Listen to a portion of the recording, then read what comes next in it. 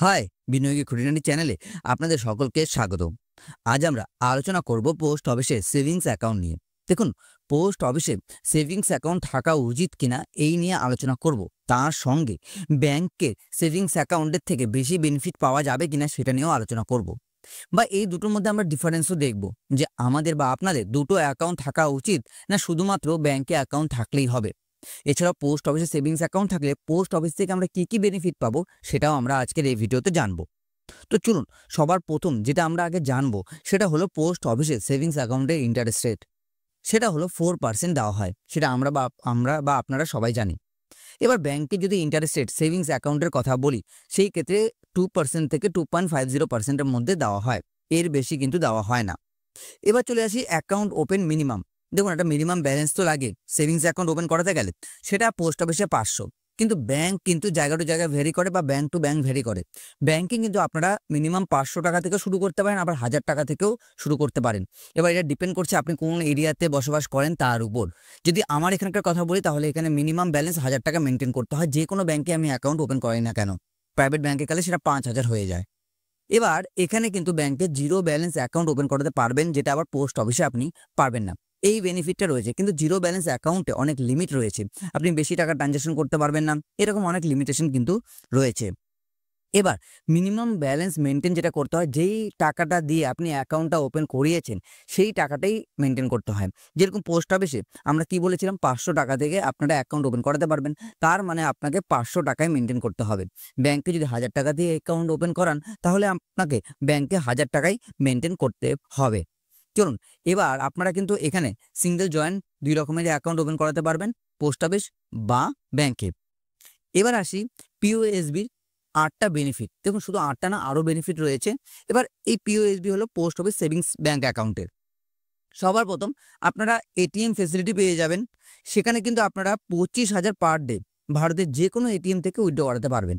এবার ভারতের যে কোনো এটিএম বলতে দাদা কি বোঝাতে চেয়েছেন? আপনি ব্যাংকেরও যে কোনো এটিএম থেকে, যে কোনো ব্যাংক, সেটা এইচডিএফসি হোক বা এসবিআই হোক, আইসিআইসিআই হোক বা পাঞ্জাব হোক, যে কোনো এটিএম থেকে আপনারা এই পোস্ট অফিসের এটিএম দিয়ে আপনারা পার ডে 25,000 টাকা উইথড্র করাতে পারবেন। এখানে একটু ফেসিলিটি বেশি হয়েছে, কারণ ব্যাংকগুলোতে 20,000 টাকার বেশি দেওয়া হয় না উইথড্রতে। চেকবুক ফ্যাসিলিটি পেয়ে যাবেন, যে কোনো পোস্ট অফিসে ইউজ করতে পারবেন। এই চেকবুক ইউজ করার জন্য আপনাকে যে কোনো পোস্ট অফিসে ইউজ করতে পারবেন, এছাড়া অন্য কোথাও কিন্তু ইউজ করতে পারবেন না। আগে পোস্ট অফিসে ইন্টারনেট ব্যাংকিং ছিল না, বর্তমানে ইন্টারনেট ব্যাংকিং রয়েছে। আপনারা চাইলে সেটাও ওপেন করে নিতে পারবেন, যেটা প্রতিটি ব্যাংকে রয়েছে। মোবাইল ব্যাংকিংও রয়েছে, মোবাইল ব্যাংকিংয়ে অ্যাপ রয়েছে, সেই অ্যাপের মাধ্যমেও কিন্তু আপনারা সেই পোস্ট অফিসে যত অ্যাকাউন্ট রয়েছে আপনার, বা পোস্ট অফিসে যে অ্যাকাউন্টে রয়েছে সেটা লেনদেন সবকিছু আপনারা কিন্তু করতে পারবেন মোবাইল ব্যাংকিংয়ের মাধ্যমে। মোবাইল ব্যাংকিংয়ের মাধ্যমে আপনারা সেখানে আইএমপিএস করতে পারবেন, এনইএফটি করতে পারবেন, প্রতিটি জিনিস করতে পারবেন যেটা ব্যাংকে করা যেত। আধার কার্ড সিডিং করতে পারবেন। এবার আধার কার্ড সিডিং বলতে কি হয়, অনেকে রয়েছে না, গভর্নমেন্টের সুবিধা নিতে পারবেন। মানে ধরুন, আমি একটা এক্সাম্পল দিয়ে যদি আপনাদেরকে বোঝাই, গ্যাসের টাকা আপনার যদি ঢুকে থাকে, প্রতি মাসে যদি আপনি গ্যাস বুক করেন, তো গ্যাসের একটা টাকা অ্যামাউন্ট ঢোকে, সেটা আধার সিডিং না থাকলে আপনাদের এই টাকাটা ঢুকবে না। তো এই অপশনটাও কিন্তু এই পোস্ট অফিসে রয়েছে। তার সঙ্গে আপনারা কিন্তু অটল পেনশন যেটা রয়েছে, অটল পেনশন যোজনা, সেটাতেও অ্যাপ্লাই করতে পারবেন যদি আপনার এই পোস্ট অফিসে সেভিংস অ্যাকাউন্ট থাকে। তো ডাইরেক্ট পোস্ট অফিসে সেভিংস অ্যাকাউন্ট থেকে টাকা কেটে নেওয়া হবে প্রতি মাসে মাসে, এবং আপনাদের যখন 60 বছর হয়ে যাবে তখন আপনারা প্রতি মাসে মাসে আবার পেনশন পাবেন। সেই পেনশনের টাকাও আবার পোস্ট অফিসে সেভিংস অ্যাকাউন্টেই জমা হবে। এই একটা ব্যাপার রয়েছে, মানে যেখানে আপনি এই ফেসিলিটিগুলো পাবেন। আরও অনেক ফেসিলিটি রয়েছে। আপনারা পিএমএসবিওয়াই নিতে পারবেন, মানে প্রধানমন্ত্রী সুরক্ষা বীমা যোজনা, যেটা বর্তমানে 20 টাকার মতো কাটা হয় আপনার সেভিংস অ্যাকাউন্ট থেকে, এবং এটা প্রতিটি ব্যাংক থেকেই কাটা হয়, শুধু ভাববেন না যে পোস্ট অফিস থেকে কাটা হয়। এবং যদি আপনার কিছু হয়ে যায় সেই ক্ষেত্রে আপনি 2 লক্ষ টাকা, আর যদি আপনার কোনো কিছু ড্যামেজ হয়ে যায় সেই ক্ষেত্রে আপনি 1 লক্ষ টাকার মতো বেনিফিট কিন্তু পাবেন। আরেকটি সেরকম রয়েছে পিএমজেজেবিওয়াই, সেটা হলো প্রধানমন্ত্রী জীবন জ্যোতি বীমা যোজনা। সেখানেও কিন্তু আপনাদের কাছ থেকে সেভিংস অ্যাকাউন্ট থেকে 436 এর মতো কাটা হয়। এখানেও আপনারা 2 লক্ষ টাকার মতো কিন্তু ডেথ বেনিফিট পাবেন, এবং এই দুটো নিয়ে আমি আলাদা ভিডিও বানিয়ে রেখেছি। এবং এই দুটো টাকা কিন্তু আবারও বলছি ব্যাংকের থেকেও কাটা হয়, আলাদা কিছু বলাটা ঠিক হবে না, কারণ এই দুটো সেম রয়েছে। এবার চলুন আরও কিছু বেনিফিট নিয়ে আমরা আলোচনা করি। এবার দেখুন, পোস্ট অফিসের সেভিংস অ্যাকাউন্টে যে ইন্টারেস্ট রেট, যেটা আমি একটু আগে বলেছি 4% দিচ্ছে, এটা তো ভালো একটা দিক। তার সঙ্গে নমিনি ফেসিলিটি পাবেন, এটা ব্যাংকেও রয়েছে। মাইনর অ্যাকাউন্ট অ্যাভেলেবেল রয়েছে। শুধু মনে রাখবেন মাইনর অ্যাকাউন্ট যদি আপনারা ওপেন করান তাহলে বাচ্চার বয়স মিনিমাম 10 বছরের মতো হতে হবে।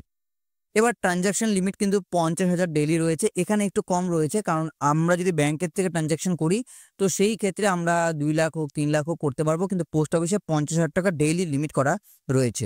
এছাড়াও আরেকটা রয়েছে যে অ্যাকাউন্ট যদি আপনার বন্ধ হয়ে যায়, যেটাকে আমরা সাইলেন্ট অ্যাকাউন্ট রিভিল ফ্রি বলি, যদি বন্ধ হয়ে গেলে আপনার অ্যাকাউন্ট চালু করতে পারবেন বিনা খরচায়।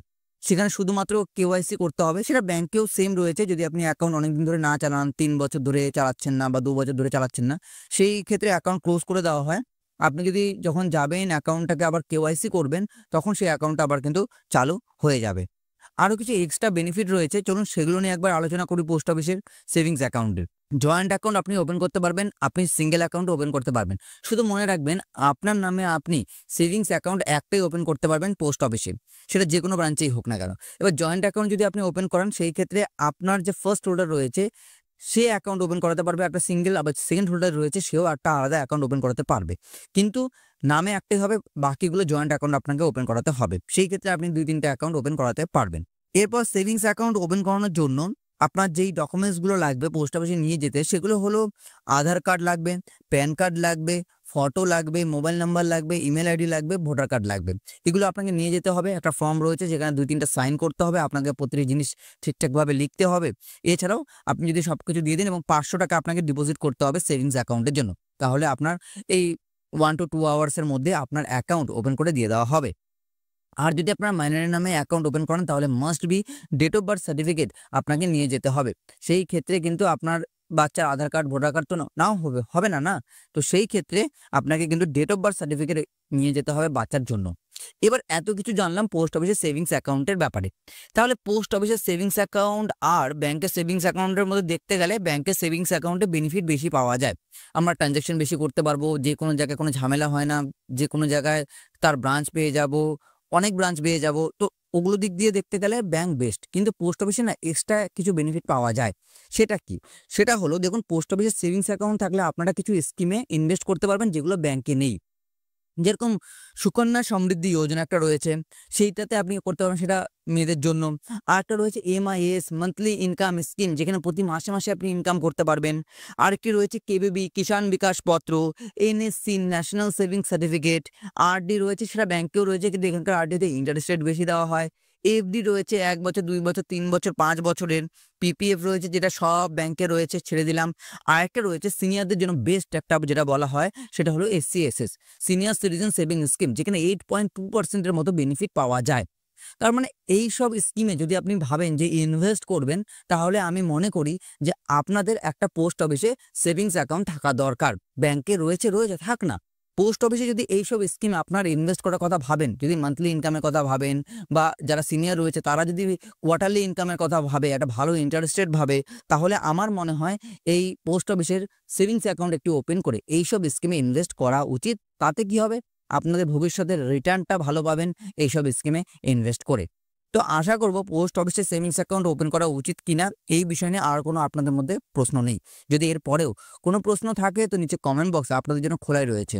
যে কোনো প্রশ্ন হোক আপনারা জিজ্ঞাসা করতে কিন্তু ভুলবেন না।